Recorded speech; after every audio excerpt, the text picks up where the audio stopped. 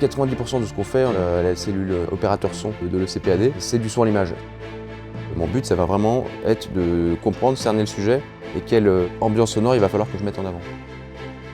Le but de cette perche, c'est de rendre le technicien son le plus discret possible. La perche est essentielle pour pouvoir aller chercher des sons, isoler des sons le plus proche de la cible sans que le matériel technique ne rentre dans le cadre. Je me suis engagé dans l'armée il y a 4 ans pour rejoindre le CPAD. C'est une institution qui est séculaire. Il faut qu'on soit à la hauteur de nos grands anciens. Avant même de regarder les images, si le son est moyen, c'est là qu'on se dira que le reportage est amateur. C'est pour ça que le son est vraiment essentiel. C'est le son qui définit en fait dans l'inconscient si le produit est professionnel ou s'il n'est pas.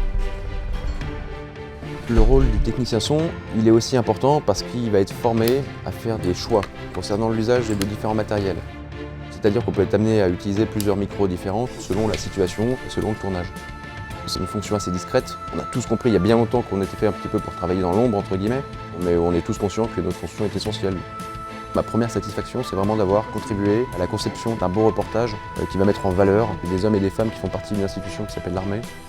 C'est presque un rêve de pouvoir cumuler les deux, à la fois ma vocation militaire et la passion pour le son et pour le audiovisuel.